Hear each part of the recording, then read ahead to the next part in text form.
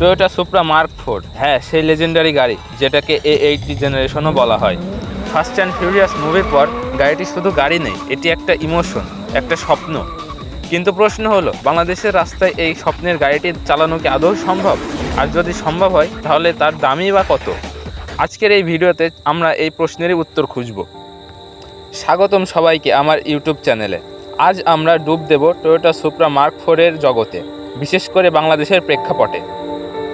1993 থেকে 2002 সাল পর্যন্ত প্রোডাকশনে থাকা এই গাড়িটির হৃৎপিণ্ড হলো তার ইঞ্জিন, বিখ্যাত 2JZ GTA turbo state 6 engine. Stock অবস্থাতে এটি 320 হর্স পাওয়ার দিতে পারে, কিন্তু এর আসল মজা হলো এর tuning potential.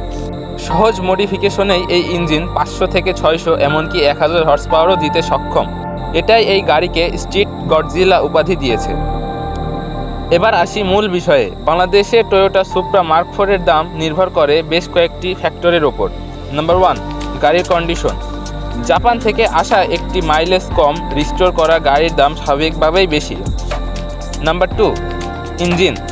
2JZ GTE turbo নাকি 2JZ GE non turbo? Turbo মডেলের দাম অনেক বেশি। Number 3, transmission. গাড়িটির গিয়ারবক্স অটোমেটিক নাকি ম্যানুয়াল গিয়ারবক্সের দাম আকাশ ছোঁয়া। Number 4, import. গাড়িটি রিসেন্টলি ইম্পোর্ট করা নাকি অনেক আগে ইম্পোর্ট করা? রিসেন্টলি ইম্পোর্ট করা গাড়ি হলে গাড়িটির দাম অনেক বেশি হবে।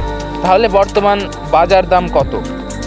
একটি গড়পড়তা ব্যবহার করা জাপানি imported Toyota supra mark 4 2JZ GTE turbo মডেলের দাম পড়বে বাংলাদেশি প্রায় 50 লক্ষ থেকে 1.5 কোটি টাকা। লো রেঞ্জ হলে, অর্থাৎ সাধারণ কন্ডিশনের গাড়ি, হয়তো কিছু কাজ দরকার, এমন গাড়ি হলে গাড়িটির দাম পড়বে প্রায় 50 থেকে 70 লক্ষ টাকা।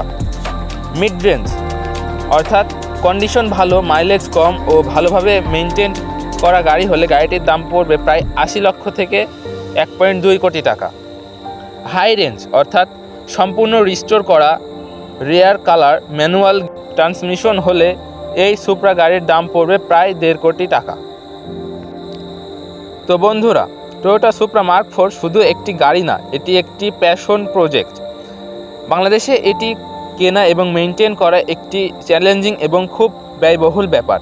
যদি আপনার যথেষ্ট বাজেট এবং একটি ভালো মেকানিক থাকে, তাহলে এই লিজেন্ডকে বাংলাদেশের রাস্তায় নামানো আপনার জন্য একটি অবিস্মরণীয় এক্সপিরিয়েন্স হবে। আর যদি কেনার সামর্থ্য না থাকে, তবুও এই গাড়িটি আমাদের জন্য একটি অনুপ্রেরণা যে ইঞ্জিনিয়ারিং এক্সিলেন্স এবং প্যাশন কি অসাধারণ জিনিস তৈরি করতে পারে। ভিডিওটি যদি আপনার ভালো লেগে থাকে তাহলে লাইক করুন। আমার সাথে থাকার জন্য অসংখ্য ধন্যবাদ। আগামী ভিডিওতে দেখা হবে ইনশাআল্লাহ।